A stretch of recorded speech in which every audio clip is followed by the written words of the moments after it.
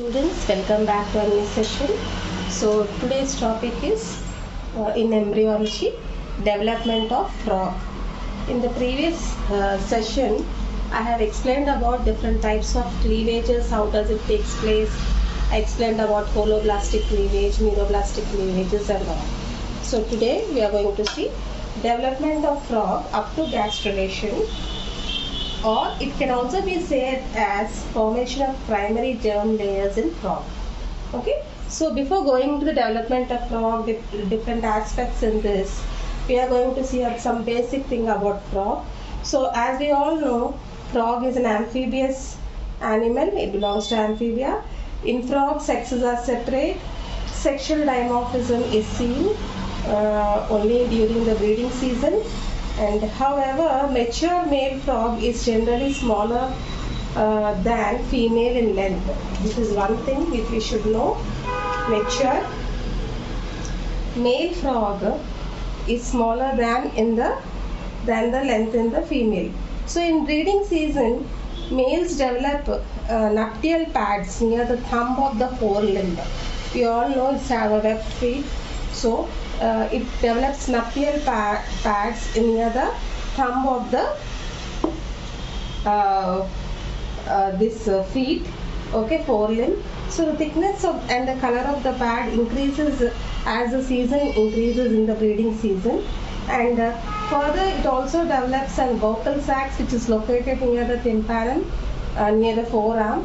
These produce a croaking sound, and also accompanied with this will also swell up along with the air, and this attracts the female. Okay, this is a basic thing about frog. Now coming to the male gametes, we should know what are male gametes. Okay, a pair of testes are suspended vertically to the kidneys by a fold of peritoneum. Okay, so gametes, so spermatozoa are formed in the seminiferous tubules. So in this male gametes, the tubules are separated from one another by interstitial tissues. So what happens during this course, the spermatozoa that are formed in the seminiferous tubules will transform into sperms by a process called as spermatoteliosis. These sperms will further go and meet with the egg. Okay. Now, this sperm, the structure, if you see, it will be length up to 0.03 mm in length, and it is having an filamentous tail. The sperm elongated head. That head elongated anterior part is called as acrosome, and it is also having a very short middle piece and the tail. Now coming to the ova. Ova, these are the female gametes. If you see ova, the female gametes. Okay, so mature female frog possess a distended abdomen. A pair of lobed ovaries is present in the frog. It is seen attached to the ventral surface of the kidney by a thin layer. Okay, so what happens in frog? The egg is developed in small projections. In case of frog, in the female, the egg is developed in small projections called as ovarian follicles. Okay, these follicles are further surrounded by outer layer theca. If you can see the diagram here, the egg in this is oligolecithal. If you see, this will be the animal pole and this is the vegetal pole, and the yolk is here. In the vegetal pole is very less. Yolk is occupied here. This is a pigmented area. Okay, and also if you see, this is about the ova female eggs. Now how this copulation takes place. So during the breeding season, the females are attracted by the males, as I told you all, by the croaking sound if the vocal sacs or the male frog makes. Okay, the male sits on the back of the female and presses the abdomen of the female by holding it tight. So this phenomenon is called as amplexus. Then the female releases the eggs into the water. At the same time, male also releases sperms as a milt over the eggs. Immediately the jelly present around the eggs swell to prevent polyspermy to some extent. So in frog, how this copulation takes place, the males first attract the female. Okay, males attract the female, then the male sits on, by how it will attract? By the rocking sound.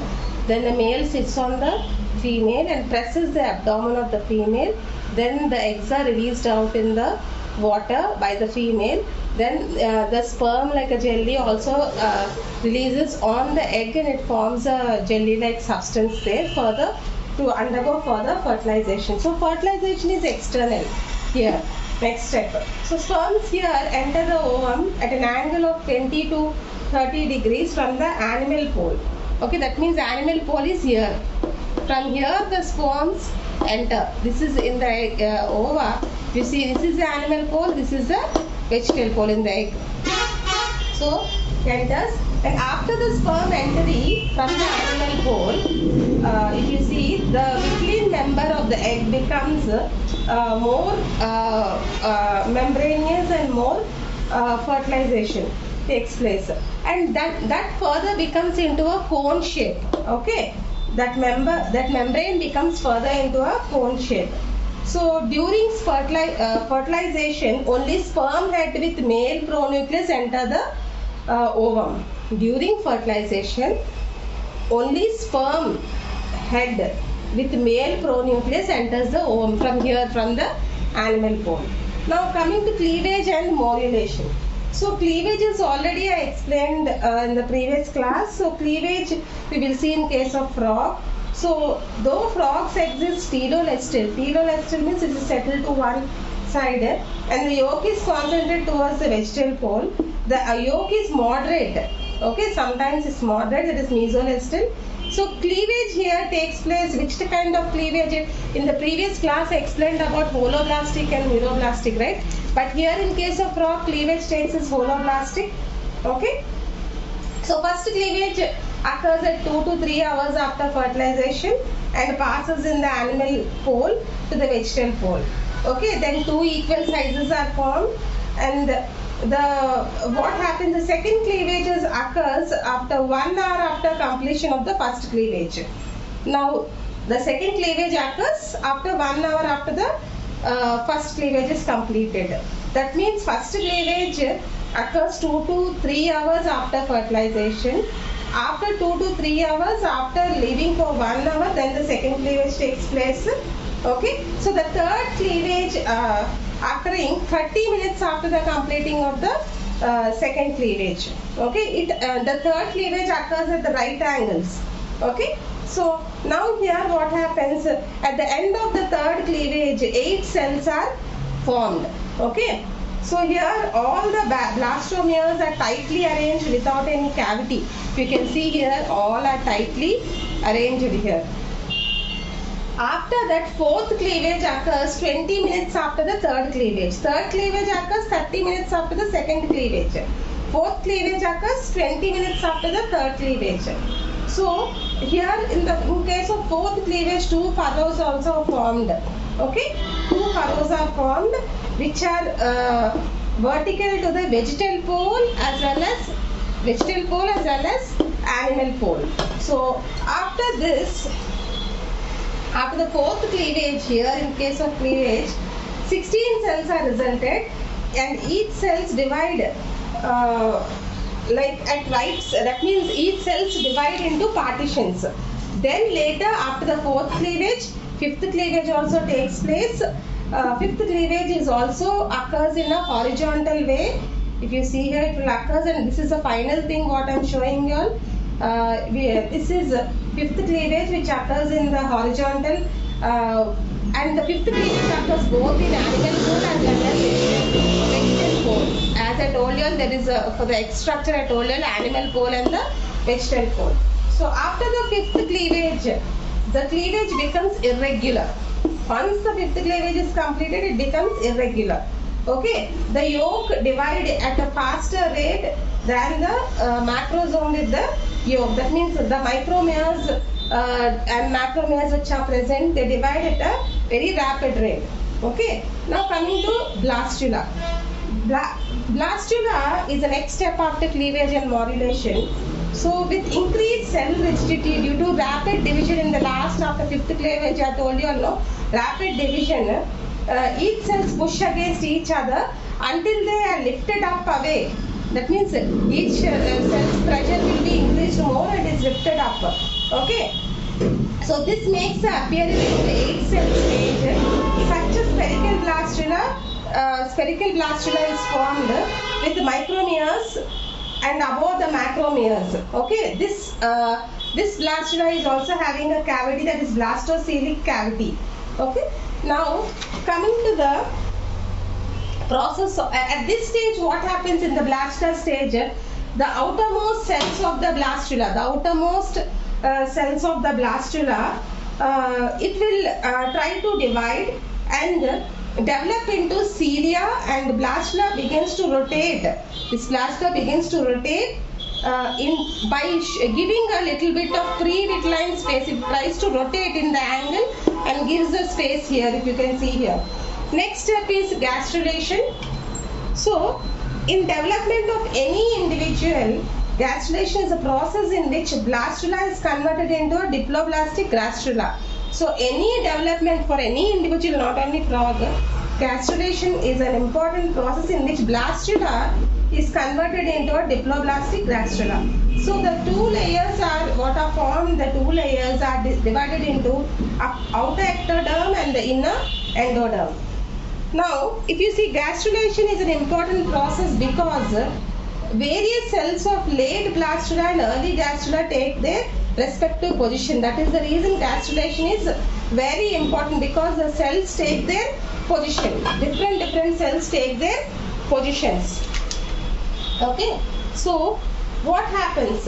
Gastrulation is how the gastrulation has been recognized. Gastrulation is recognized as an extremely complicated process in the embryo brought about by combination of physical and chemical forces arising internally.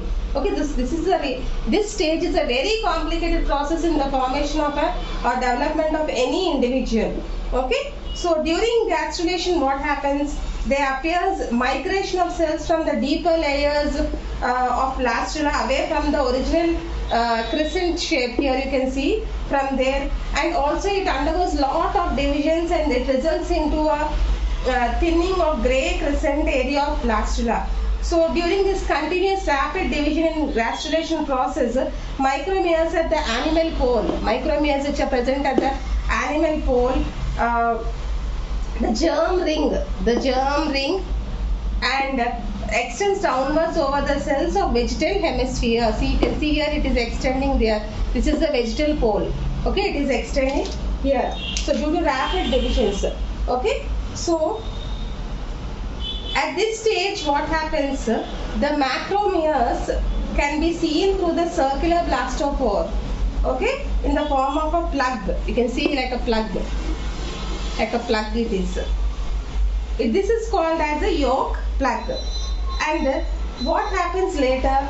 The cells keep on the cells which are present are rolling towards the endo-mesodermal cells, which after rolling, continuous rolling takes place, which helps in the thickness of the arcantron. Then it forms the cells present towards the dorsal side also move to the roof of the arcantron and unite to form a rod-like structure. Here it forms the notochord. Initially it forms the notochord. So on either side of the notochord, the involuted cells are arranged in the form of a sheets. In this only it happens. Thus, after that, on either side of the sheets which is formed, there is a ventral side. Then in that ventral side, the mesoderm is formed into different divisions of cells along with the ventral lip, that is the blastopere. So thus in this process, in development of frog, gastrulation in frog is completed mainly by three phenomena, that is invagination, involution and epivolley. Okay, that means how it will enter into it, divide into it into partitions and then form into a structure. Okay, so please go through this video. Thank you.